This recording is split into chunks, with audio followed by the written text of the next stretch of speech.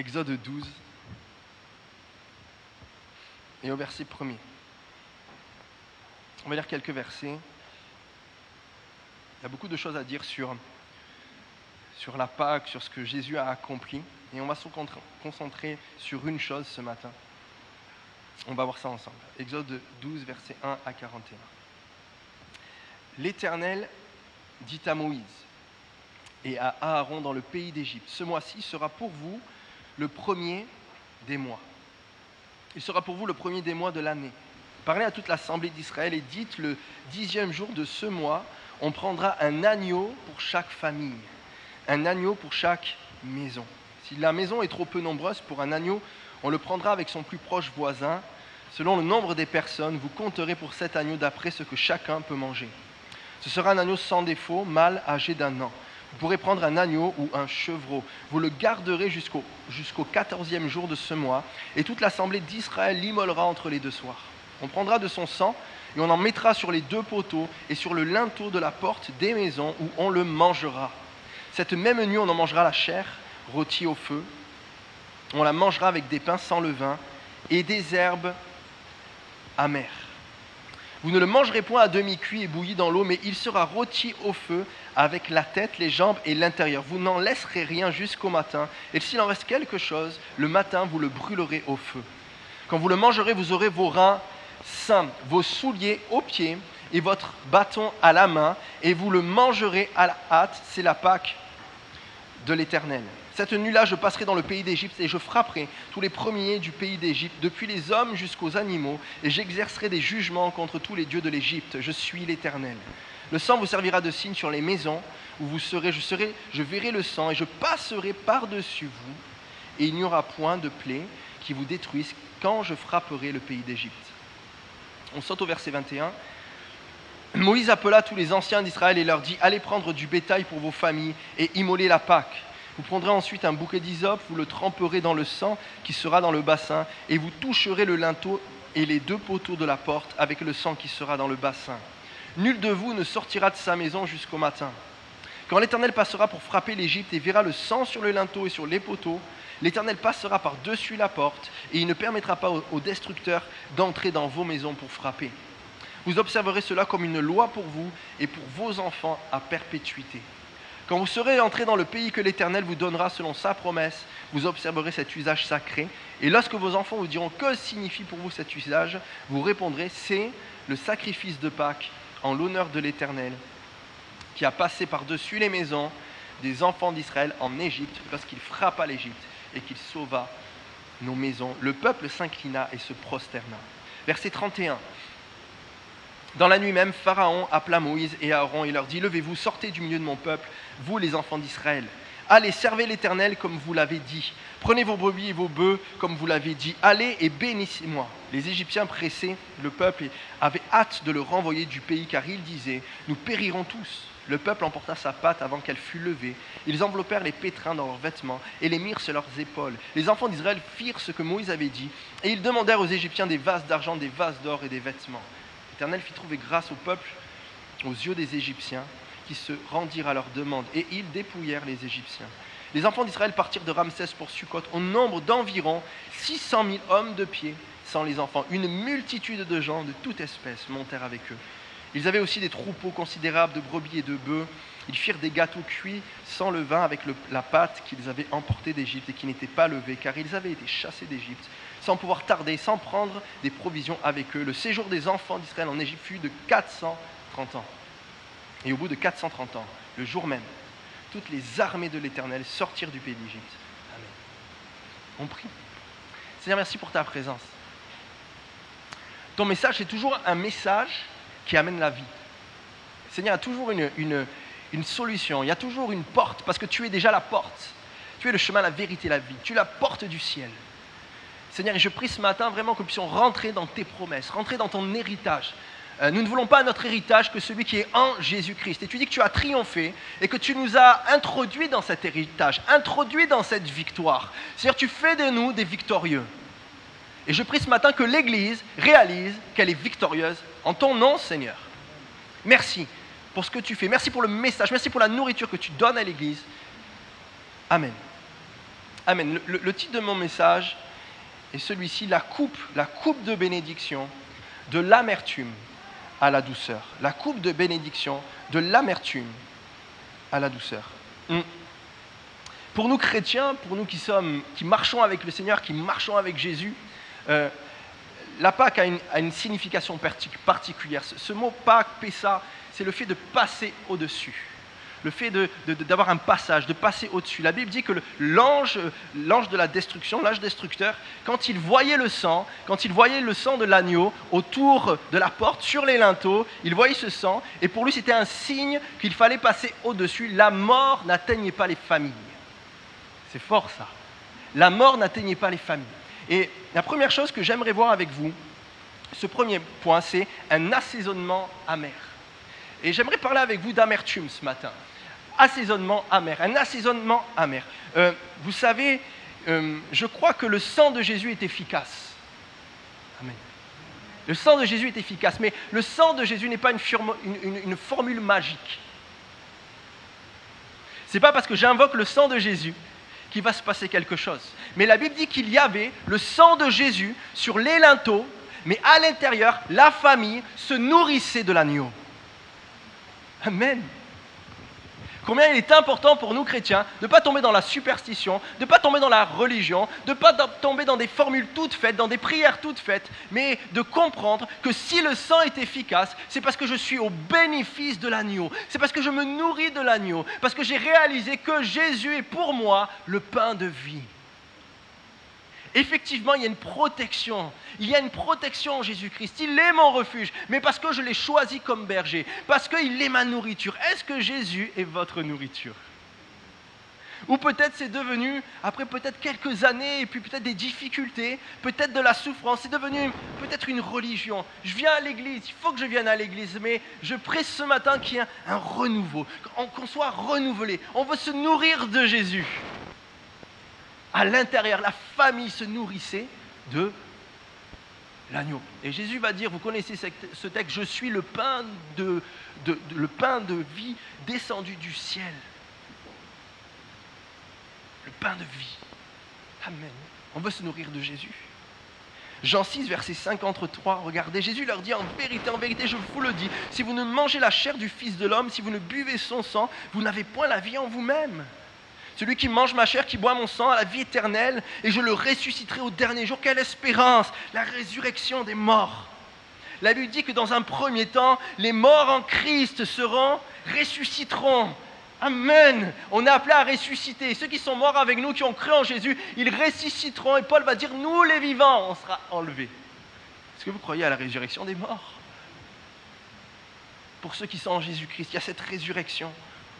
Car ma chair est vraiment une nourriture, mon sang est vraiment un breuvage. Celui qui mange ma chair et qui boit mon sang qui boit mon sang demeure en moi et je demeure en lui. Il y a cette profondeur. Comme le Père qui est vivant m'a envoyé et que je vis par le Père, ainsi celui qui me mange vivra par moi. C'est ici le pain qui est descendu du ciel. Il n'en est pas comme de vos pères qui ont mangé la manne et qui sont morts. Celui qui mange ce pain vivra éternellement. J'aimerais vous demander, est-ce que c'est Jésus qui vous donne de la force?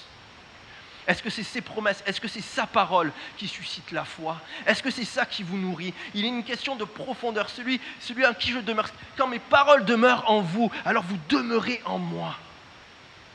C'est fort ce qu'il dit, mais à l'extérieur, il y a le sang, on voit le sang, mais à l'intérieur, la profondeur à l'intérieur, avec la chaleur, avec la famille qui est réunie, ils se nourrissent de l'agneau. Je bénis le Seigneur parce que ma famille, mon papa et ma maman ont rencontré le Seigneur très tôt dans leur vie. Et je suis né dans une famille chrétienne. On le dit souvent ça, pour ceux qui ont un témoignage. Je suis né dans une famille chrétienne, mais j'aimerais dire que c'est tellement un privilège d'avoir des parents qui connaissent le Seigneur. Et qui nous enseigne ces valeurs. Et il faut comprendre que la fête de Pessa, c'était la fête de Pâques, c'était la première fête, une des plus importantes, mais c'était surtout une fête aussi très familiale, où les enfants étaient là, et quand vous regardez un petit peu les historiens, et la Pâque juive comme elle se célébrait, il y avait le plus jeune des enfants qui était à la gauche, à la gauche du papa, à la gauche du chef de la maison, et qui, un moment dans la soirée, alors qu'il célébrait la Pâque, c'est pour ça que la Bible dit que quand l'enfant demandera, tu lui raconteras. Et en fait, cet enfant-là, il déclenchait une question, il déclenchait quelque chose, il déclenchait la célébration et la diction, c'est-à-dire l'histoire de la Pâque. Alors il disait, mais qu'est-ce qui s'est passé cette nuit-là? Et puis le papa racontait. Bénis le Seigneur pour les papas et les mamans qui racontent à leurs enfants. C'est pour ça qu'en bas, pendant que moi je vous parle, les moniteurs et monitrices apportent quelque chose aux enfants. On croit que les enfants ont besoin d'entendre parler de la parole de Dieu. Ils ont besoin d'entendre ce message. On a besoin de faire passer ces choses-là de génération en génération. Il ne faut pas qu'il y ait une génération qui saute, mais au bénéfice de la présence de Dieu, au bénéfice de son esprit, au bénéfice de son enseignement. C'est ce qu'on veut. Je veux me nourrir de Jésus. Mais là, ce qui était particulier, et c'est mon premier point, c'est que la Bible disait que l'agneau, il avait un assaisonnement bien particulier. Cet agneau-là devait être pris avec des herbes amères. Une petite histoire. Il y a 2 jours de ça, ma fille Lily Rose, la deuxième, on est à table, et puis mon épouse, elle fait des bonnes lasagnes. Comme je disais au premier culte avec la blonde d'Aquitaine, pas des tourneaux, pas de steak haché congelés, mais la bonne viande d'Aquitaine. Tout était bon, tout était sain dans les lasagnes. Et puis ma fille, elle aime particulièrement les lasagnes. Mais là, il y a un problème, c'est que quand elle est en train de manger les lasagnes, elle dit à mon épouse, elle dit à ma femme, elle dit à sa mère, elle dit « Maman, il y a quelque chose qui ne va pas. » Alors, Estelle disait « Qu'est-ce qu'il y a? Qu'est-ce qui ne va pas ?» Ça n'a pas le même goût que d'habitude. Et elle faisait, bizarre quoi. En fait, ma femme avait changé l'assaisonnement. Elle avait mis d'autres herbes, d'autres aromates. Les aliments étaient bons, mais l'assaisonnement était différent. Et on sait que s'il y a un assaisonnement différent, avec des épices différentes, ça peut changer finalement le goût du plat.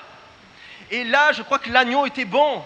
Il y avait tout d'extraordinaire dans ce plat-là, mais la Bible dit qu'il devait le prendre avec des herbes amères. Et ça représente quelque chose, ces herbes amères. Regardez Exode 1 au verset 13. Exode 1, verset 13. Alors les Égyptiens réduisirent les enfants d'Israël à une dure servitude. Il est question de leur esclavage. Ils leur rendirent la vie amère. Il leur rendit la vie amère par de rudes travaux en argile et en briques et par tous les ouvrages des champs. Et c'était avec cruauté qu'il leur imposait toutes ces charges. J'aimerais peut-être vous poser une question. Qu'est-ce qui aujourd'hui me semble amer, te semble amer dans la vie avec Jésus-Christ? Peut-être que l'agneau n'a pas changé, vous comprenez, la qualité de l'agneau, la qualité de Jésus n'a pas changé. Il est beau, il est fidèle, il est amour, il est puissant, il est victorieux, il guérit, il restaure, il sauve encore. Mais quel assaisonnement! Là, il y avait un assaisonnement amer. Et peut-être que la difficulté de la vie, la souffrance de ta vie, la maladie, ce que tu es en train de traverser, fait que tu te nourris de l'agneau, mais c'est amer. C'est dur, c'est plus difficile, c'est plus compliqué. Qu'est-ce qui aujourd'hui me semble amer dans la vie avec Jésus-Christ? J'aimerais vraiment vous encourager. Quand je préparais ce message, ça a été un encouragement pour moi le premier. Et je crois réellement, comme si Dieu me disait, Vincent, l'amertume ne dure qu'un temps. Mon but, c'est de te faire passer de l'amertume à la douceur. Que tu vives la douceur, que tu vives la guérison, que tu sois béni de moi. Je suis ton refuge, je suis avec toi. L'amertume, la tristesse ne dure qu'un temps, mais mon but, c'est de te relever. Mon but, c'est de te restaurer. Mon but, c'est que tu aies de l'assurance. Est-ce que vous croyez à ces choses-là? Le message de la Pâque, c'est ça. L'amertume ne dure qu'un temps, mais après, ils sont partis, ils sont sortis d'Égypte, ils étaient libres. La liberté en Jésus-Christ. Mon deuxième point, de l'amertume à la guérison, de la provocation à la bénédiction. Dieu ne veut pas que nous ayons une vie amère. J'aimerais vous le dire, prenez-le pour vous. Dieu ne veut pas que j'ai une vie amère. Il ne veut pas que nous vivions et restions dans l'amertume. Le mot amer, c'est meror, qui vient de marar. Amertume, amèrement, affliction, souffrance, provocation, résister, s'irriter, pleurer, aigrir, comme une colère, comme une irritation. Il y a quelque chose en ce moment qui peut-être te pousse à l'irritation, te pousse à la colère, te pousse à être amer, te pousse à baisser la tête, te pousse peut-être le non-pardon. Il y a quelque chose en toi, tu ne devrais pas être comme ça parce que Dieu ne t'appelle pas à avoir une vie comme ça, mais il t'appelle à avoir une vie épanouie. Ouais, Vincent, je l'ai déjà entendu ça. C'est une réalité, frères et sœurs. En Jésus-Christ, j'ai la faveur de Dieu qui est sur ma vie. Je suis béni de Dieu. Vous comprenez? C'est pas parce qu'il y a de la souffrance, c'est pas parce qu'il y a de la difficulté que je ne dois pas marcher la tête redressée, parce que j'ai le secours de Dieu dans ma vie. J'ai le secours de Dieu dans ma vie. Le sang n'est pas une formule magique, mais si j'ai le sang de Christ, ça veut dire que je me nourris de l'agneau. Et je vis par l'agneau. Je ne sais pas si ça vous rappelle quelque chose, Mara. Les eaux de Mara, l'amertume. Regardez ce texte dans Exode 15, verset 24, je vais dire au verset 22. Moïse fit partir Israël de la mer Rouge. Ils prirent la direction du désert de Chour et après 3 journées de marche dans le désert, ils ne trouvèrent point d'eau. 3 jours, il n'y avait plus d'eau. De quoi en avoir vraiment marre? Encore, Seigneur? Encore épreuve, encore souffrance, encore. Et là, ils sont pleins d'espérance. Il y a de l'eau, ouais! Ils arrivèrent à Mara et ils ne purent pas boire l'eau de Mara parce qu'elle était amère. Il y a de l'amertume. C'est pourquoi ce lieu fut appelé Mara. Le peuple murmura contre Moïse en disant « Mais que boirons-nous? Pourquoi, Seigneur, encore ?» Moïse cria à l'Éternel et l'Éternel lui indiqua un bois qu'il jeta dans l'eau et l'eau devint douce. Ce fut là que l'Éternel donna au peuple des lois et des ordonnances, ce fut là qu'il le mit à l'épreuve. J'aimerais vous dire quelque chose, la croix te donne de la douceur. Le bois de Jésus, ce qu'il a fait, c'est un miracle. Un bois dans l'eau n'a jamais assaini l'eau, n'a jamais enlevé l'amertume. Mais j'aimerais vous dire que la croix, Jésus sur la croix, a le pouvoir d'adoucir et donner de la souplesse. Il vient, il enlève mon amertume.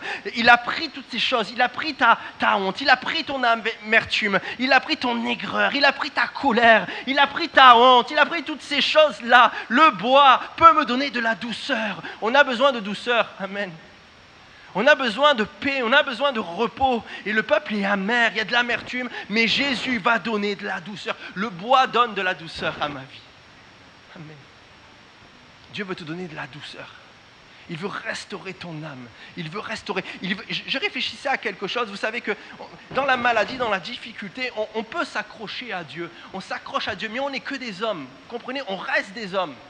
Tant qu'on ne sera pas là-haut avec le Seigneur, il n'y aura pas cette perfection et il y a encore de la tristesse ici. Donc même si on a foi dans la maladie, même si on a foi dans la difficulté, on prend des coups.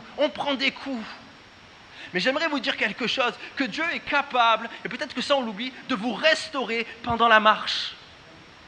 La restauration, elle n'est pas à la fin de l'épreuve. Là, il restaure mon âme. Je crois que chaque jour, alors que Dieu est là, il est capable de te restaurer. Chaque jour, il est capable de te restaurer. Il est capable d'enlever cette amertume parce qu'il a payé le prix, pas à cause de toi, à cause de lui. Mais le bois, il a pris cette amertume sur lui. Il a dit non, je ne veux pas que mon enfant vive dans l'amertume. Je ne veux pas que mon enfant vive dans la colère. Je veux qu'il vive dans la douceur.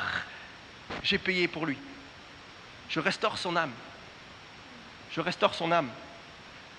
Je veux restaurer son âme. Quelque chose que je vois dans ce texte, verset 26, regardez, il dit, si tu écoutes attentivement la voix de l'Éternel ton Dieu, si tu fais ce qui est droit à ses yeux, si tu prêtes l'oreille à ses commandements, si tu observes toutes ses lois, je ne te frapperai d'aucune des maladies dont j'ai frappé les Égyptiens, car je suis l'Éternel qui te guérit. Le mot guérit, c'est Rapha, c'est le médecin. Il est le médecin, question santé physique, il est le médecin. Il est capable de me guérir physiquement. Il est capable de me guérir ma santé. Il est capable de me restaurer. Il est capable d'œuvrer ce matin et qu'il y ait des guérisons miraculeuses. Il est celui qui guérit. Et quand Dieu montre cette guérison, il parle des Égyptiens. Et il dit voilà, si vous écoutez ma voix, en fait il y a une question de si vous êtes docile. si vous écoutez, si vous avez de la douceur, parce que la croix a payé pour votre douceur, si votre cœur est doux et qu'il m'écoute, s'il y a quelque chose, je suis Dieu qui guérit. Et il prend les Égyptiens, et le problème des Égyptiens, c'était quoi? Pharaon, c'était qu'il endurcissait son cœur. Dans la dureté. Et je crois réellement que des fois la dureté, pas dans tous les cas, et je prends vraiment un cas précis ce matin de la maladie, mais souvent des fois la maladie est un résultat de la dureté.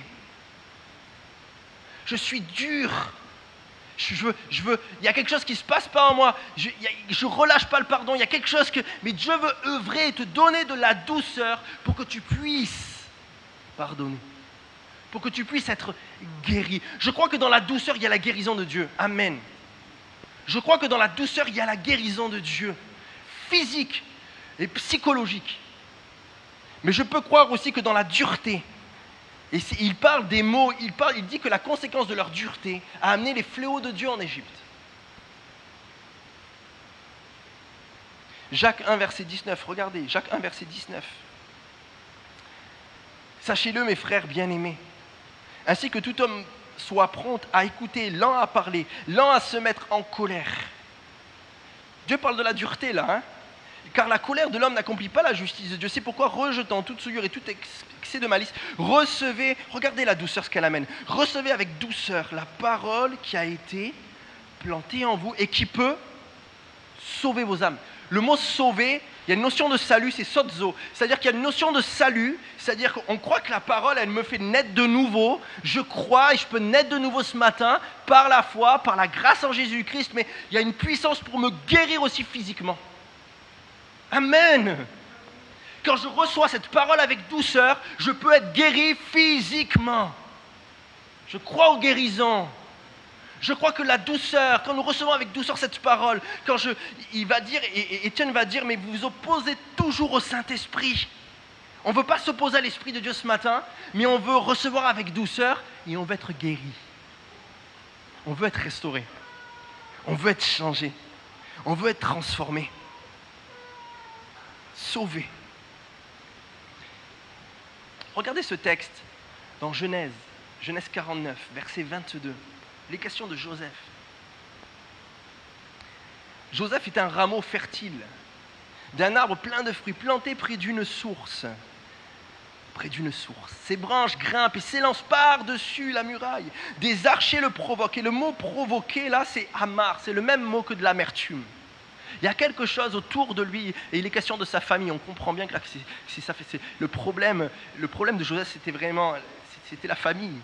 On le critiquait. On voulait le voir mourir, on l'a vendu en tant qu'esclave. Et des archers le provoquent, Amar, le prennent à partie, le harcèlent de leurs flèches, mais son arc reste ferme, car ses bras pleins de force conservent leur souplesse. Grâce au secours du puissant de Jacob, qui est le berger et le roc sur lequel Israël se fonde. J'ai la version Summer, mais dans la version Louis II, c'est-à-dire que ses bras sont fortifiés. Et le terme fortifié, c'est il reste souple. C'est-à-dire aux attaques des méchants, aux critiques, à la difficulté, ses bras restent souples. Il y a de la douceur, il y a de la souplesse. Et Dieu, regardez ce que Dieu dit dans cette souplesse-là, verset 25. Oui, le Dieu de ton Père viendra à ton secours, le Tout-Puissant te bénira, qui veulent te bénir d'en haut par des pluies abondantes et par des eaux d'en bas où repose l'abîme, par de nombreux enfants, beaucoup de troupeaux. Les bénédictions de ton Père surpassent celles des montagnes antiques et les meilleurs produits des collines antiques. Que ces bénédictions soient sur la tête de Joseph et sur le front du prince de ses frères. Dans la provocation, dans l'amertume, ça crée de l'amertume en lui, dans l'harcèlement, la haine, la critique, la mise à l'écart. J'aimerais vous dire quelque chose, vous pouvez conserver votre souplesse grâce au secours du Dieu Tout-Puissant. Amen. Tu peux conserver ta souplesse dans la difficulté, dans les critiques, dans la mise à l'écart. Il y a peut-être une colère qui monte en toi, c'est pas juste, c'est injuste, mais Dieu dit non, laisse-moi faire, conserve ta souplesse. Et Dieu dit quelque chose d'extraordinaire parce que le bois a amené de la douceur. En Jésus-Christ, il devient mon refuge, il devient mon défenseur, il devient ma justice. Je ne me défends pas moi-même, mais c'est lui qui fait, je reste souple. Alors je réfléchis un petit peu et je me dis que vraiment pour un archer, c'est important de continuer à être souple au niveau des bras. Si je raidis mon arc, je vais mal viser, je vais perdre de l'agilité.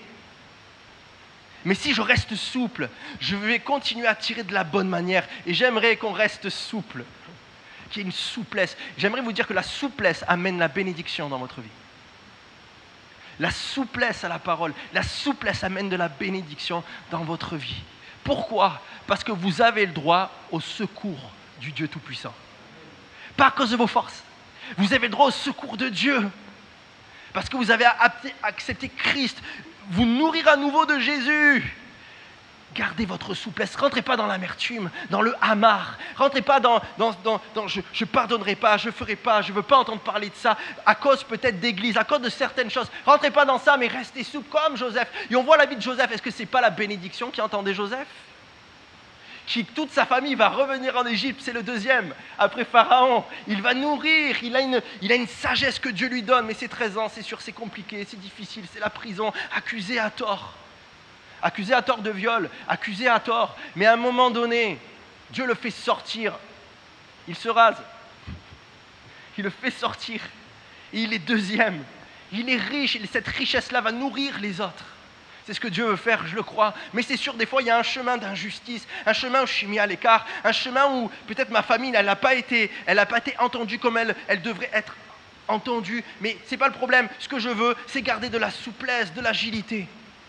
Et continuer à tirer les flèches au bon endroit. Continuer à être souple. Et la Bible dit la bénédiction d'en haut. Est-ce que vous voulez être béni? Moi, je veux être béni, Seigneur. En accord avec ta parole. La souplesse. La douceur. Amen. Et je finis par ça. De la coupe amère à la coupe de bénédiction. Quand vous regardez un petit peu, vous vous penchez sur la Pâque juive, vous vous rendez compte que souvent, il est question de 4 coupes. Plutôt, plus souvent de 3 coupes, mais des fois de 4 coupes. Et j'aimerais, les évangiles en mentionnent 3 coupes différentes. Et j'aimerais voir avec vous ces 3 coupes qui ont une signification pour nous. Et on va aller dans Luc, avant de partager le pain et le vin, le repas du Seigneur. Dans Luc 22, versets 14 à 20. Regardez, Luc 22, versets 14 à 20. L'heure étant venue, il se mit à table, et les apôtres avec lui. Il leur dit, j'ai désiré vivement manger cette Pâque avec vous avant de souffrir. Car je vous le dis, je ne la mangerai plus jusqu'à ce qu'elle soit accomplie dans le royaume de Dieu. Et ayant pris une coupe, ça c'est la première coupe. Certains disent qu'il y en a la 4e, en fait, elle est avant le repas. Mais les évangiles en mentionnent 3. Il y a cette coupe-là, et ayant pris une coupe et rendu grâce, il dit, prenez cette coupe et distribuez-la entre vous. Car je vous le dis, je ne boirai plus désormais du fruit de la vigne jusqu'à ce que le royaume de Dieu soit venu. Ensuite, il prit du pain et après avoir rendu grâce, il le rompit et leur donna en disant, ceci est mon corps qui est donné pour vous. Faites ceci en mémoire de moi. Cette première coupe-là, c'est pas cette coupe de la nouvelle alliance, elle est juste après. Mais cette première coupe, ça fait référence à la coupe de Pâques. C'est-à-dire en Exode. Et cette coupe-là, quand on voit de quelle manière ils ont mangé la Pâque en Exode, c'est vraiment différent de comment on l'a mangé à l'époque de Jésus. À l'époque de Jésus, on prenait le temps. À l'époque de Exode, quand ils sont en esclavage, ils la prenaient avec hâte, la Bible elle dit. Avec hâte. Ils avaient les reins saints, c'est-à-dire qu'ils avaient leur ceinture, ils avaient leur bâton à la main. Et ils étaient prêts à partir. Ils étaient prêts à partir. Ça veut dire qu'ils mangeaient, et certains disent qu'ils pouvaient manger debout. J'aimerais vous dire que peut-être qu'ils ont mangé cet agneau avec des herbes amères, mais elle était debout. C'est quelque chose qui ne dure qu'un temps. J'aimerais vous dire que votre amertume, elle est appelée à durer qu'un temps. Votre épreuve, là, elle n'est pas appelée à persister. Mais ce que Dieu veut, c'est vous donner de la douceur et de la souplesse dans le temps de l'épreuve. Cette coupe-là, elle n'est pas appelée à durer tout le temps, elle n'est pas appelée à durer infiniment, mais c'était avec hâte. Ils étaient prêts tellement que la Bible dit qu'à un moment donné, en fait, les Égyptiens, voyant les morts, ils les ont chassés. Vous avez lu? Ils les ont chassés. Et le pain n'a pas pu lever. On les a chassés dehors. Ça, c'est cette première coupe de la Pâque. Mais j'aimerais vous dire qu'on n'est pas dans cette coupe-là, nous. Amen. Regardez. Une autre coupe. Après le souper, il la leur donna en disant, cette coupe, gloire à Dieu, est la nouvelle alliance en mon sang, qui est répandue pour vous. Jésus institue une nouvelle coupe, gloire à Dieu. Je vais revenir après sur cette coupe. Et plus tard, une troisième coupe, c'est celle que Jésus a bu. Il dira à son Père que cette coupe s'éloigne de moi. C'est la coupe de la colère, c'est la coupe amère. Et il va dire aussi, dans Jean 18, verset 11, il va répondre à Pierre, il va lui dire, ne boirai-je pas la coupe que le Père m'a donnée à boire? Jean 19, verset 28 me dit, après cela, Jésus, qui savait que tout était déjà consommé, dit enfin que l'écriture fut accomplie, j'ai soif. Il y avait là un vase plein de vinaigre, aigre, amer. Les soldats remplirent une éponge et l'ayant fixé à une branche d'hysope, ils l'approchèrent de sa bouche. Quand Jésus eut pris le vinaigre, il dit, tout est accompli, et baissant la tête, il rendit l'esprit. Il y a quelque chose que j'ai réalisé. Vous savez, des fois on fait les choses par habitude, on est d'accord? On prend le pain, on prend le vin, non pas que ça n'a rien à voir avec prendre un jugement contre nous-mêmes, c'est pas ça que je parle, mais on a besoin d'être renouvelé dans ces choses et on a besoin de comprendre que réellement il y a quelque chose qui se passe. Dieu veut me bénir, Dieu veut me guérir. Il y a quelque chose, parce pourquoi il peut le faire? Parce que la Bible dit que la coupe amère, c'est lui qui l'a prise. Vous comprenez? Je n'ai pas part à cette coupe-là. Écoutez-moi bien. Je n'ai pas part à cette coupe amère, c'est lui qui l'a prise à ma place. Ça veut dire quoi à ma place? Ça veut dire que c'est lui qui a bu, moi j'ai pas bu. Et moi j'ai part à la coupe de bénédiction. C'est ce que Paul va rappeler. Il va enseigner les Corinthiens sur quelque chose de très important. Quand vous lisez les Corinthiens, il va révéler quelque chose. Il ne parlera pas de la coupe de Pâques. Il va parler d'une seule coupe, la coupe de bénédiction. Il parlera que de cette nouvelle alliance, la nouvelle alliance, sous la grâce, par la foi. Je veux te bénir, je veux te guérir. Il y a quelque chose d'extraordinaire. Pourquoi j'ai part à cette coupe de bénédiction? Parce que Jésus a bu la coupe amère. Alors j'aimerais vous dire, arrêtez de boire la coupe amère, elle ne vous est pas destinée, elle a été destinée en Jésus-Christ, mais maintenant, je peux avoir un corps souple, un cœur doux. Et quand Paul enseigne, il dira, regardez, car j'ai reçu du Seigneur ce que je vous ai enseigné. 1 Corinthiens 11, verset 23, car j'ai reçu ce que je vous ai enseigné, c'est que le Seigneur, Jésus dans la nuit, il fut livré, prit du pain, et après avoir rendu grâce, le rompit et dit, ceci est mon corps qui est rompu pour vous, faites ceci en mémoire de moi. De même, regardez quel couple, là, il cite, après avoir soupé. Ni la première, ni la deuxième, mais de même, après avoir soupé, il prit la coupe et dit, cette coupe est la nouvelle alliance en mon sang. Faites ceci en mémoire de moi, toutes les fois que vous en boirez. Car toutes les fois que vous mangez ce pain et que vous buvez cette coupe, vous annoncez la mort du Seigneur jusqu'à ce qu'elle vienne. Paul va dire même la coupe de bénédiction que nous bénissons. 1 Corinthiens 10, verset, la coupe de bénédiction que nous bénissons. N'est-elle pas la communion du sang de Christ? Le pain que nous rompons, n'est-il pas la communion au corps de Christ? Et déjà, David de son temps va dire, j'élèverai la coupe de délivrance. La coupe de bénédiction. C'est ce que je veux prendre ce matin. Le contexte, il est bien particulier des Corinthiens. Le contexte des Corinthiens, Dieu est en train de leur dire, Paul est en train de leur dire, vous n'êtes pas appelés à boire un jugement contre vous-même. Vous n'êtes pas appelés à ce qu'il y ait des morts, à ce qu'il y ait la maladie. Parce que c'est ce qui se passe dans les Corinthiens. La Bible dit qu'il y a des querelles, il y a de l'impudicité, il y a des divisions, il y a un cœur qui est dur, il y a un cœur qui est amer. Mais Dieu dit non, mais vous n'avez plus part à cette coupe-là. C'est Jésus qui l'a pris, cette coupe-là. Vous avez part à la coupe de bénédiction. Vous avez part à la coupe de délivrance. Et il y a un cœur souple, et il y a un cœur doux ce matin. Il dit c'est pour ça qu'il y a beaucoup de morts parmi vous, beaucoup de maladies. Alors ce texte peut nous faire peur, mais ce que Jésus et ce que Paul est en train d'enseigner, c'est en fait il est en train de dire aux Corinthiens, qu'est-ce que vous faites à boire cette coupe? Qu'est-ce que mon Église fait à boire cette coupe alors que je l'ai prise cette coupe pour qu'elle puisse boire une autre coupe? La guérison et la bénédiction, j'ai payé pour ça. J'ai payé pour l'amertume, j'ai payé pour le non-pardon, j'ai payé. Tu peux pardonner, tu peux être doux, tu peux traverser, tu peux être restauré. J'ai payé pour ça. David va dire, j'élève en ton nom les coupes de délivrance, la coupe de délivrance. Amen. On va prendre la Sainte Seine ensemble. Je prie qu'on la prenne d'une autre manière. Vous êtes d'accord? Que Jésus a pris la coupe amère. Je ne sais pas dans quel état tu es ce matin, quel état tu es venu, mais il a pris la coupe amère. Je vis je vis dans sa faveur, je vis dans sa bénédiction. C'est vrai qu'il y a des difficultés, c'est vrai, mais comme Joseph dira, non, non, non, non, je reste souple, je reste doux. Et Dieu dit, je ne vous frapperai pas de ces maladies-là. Amen. Est-ce que vous voulez rester doux et souple dans la présence de Dieu, croyant que le bois amène la douceur? Amen. Le bois amène la douceur. Est-ce qu'on peut fermer les yeux, s'il vous plaît? Pendant qu'on ferme les yeux, je crois que Dieu, alors que tu as un cœur doux, ce matin, souple, et peut-être que Dieu veut te dire, voilà, j'ai bu cette coupe amère, j'ai bu cette chose-là. Crois à ma faveur, crois à ma douceur pour toi, crois à la souplesse, crois à la coupe de bénédiction. J'ai reçu du Seigneur ce que je vous ai enseigné. Après avoir soupé, il est question de la coupe de la nouvelle alliance. En son sang, né de nouveau, un héritage en Jésus-Christ.